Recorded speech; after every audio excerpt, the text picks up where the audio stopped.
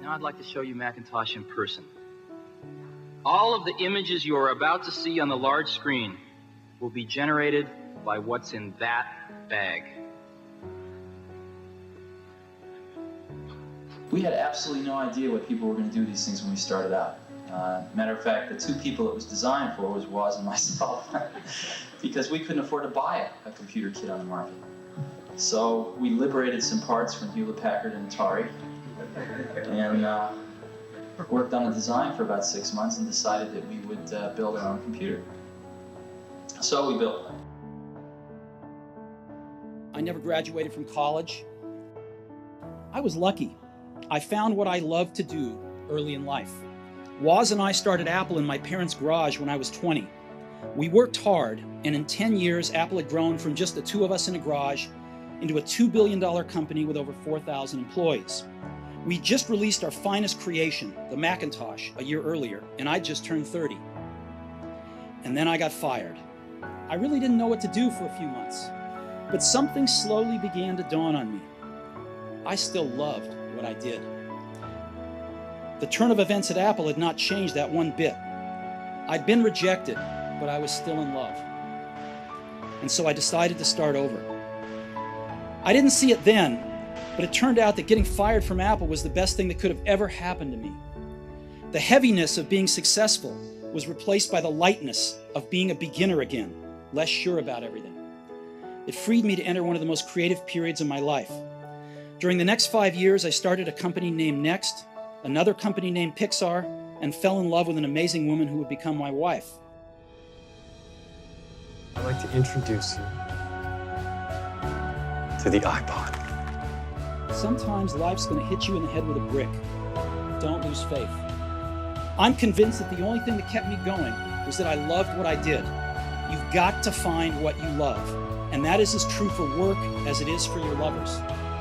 Your work is going to fill a large part of your life, and the only way to be truly satisfied is to do what you believe is great work.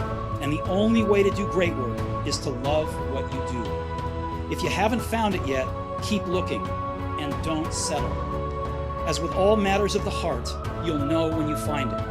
And like any great relationship, it just gets better and better as the years roll on. So keep looking, don't settle. You can't connect the dots looking forward. You can only connect them looking backwards. So you have to trust that the dots will somehow connect in your future. You have to trust in something, your gut, destiny, life, karma, whatever. Because believing that the dots will connect down the road will give you the confidence to follow your heart, even when it leads you off the well-worn path. And that will make all the difference. If you live each day as if it was your last, someday you'll most certainly be right. Your time is limited, so don't waste it living someone else's life. Don't be trapped by dogma, which is living with the results of other people's thinking. Don't let the noise of others' opinions drown out your own inner voice. And most important, have the courage to follow your heart and intuition. They somehow already know what you truly want to become. Everything else is secondary.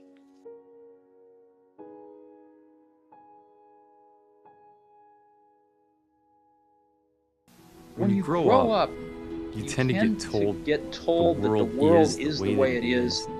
Your life is just to live your life inside the world, try not to bash into the walls too much. But that's a very limited life.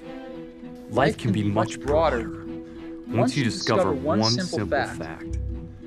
And that is that everything around you that you call life was made up by people that are no smarter than you. And you can change it. You can influence it. You can build your own things that other people can use. It's to shake off this erroneous notion that life is just there and you're just going to live in it versus embrace it, change it, improve it, make your mark upon it. And once you learn that, you'll never be the same again.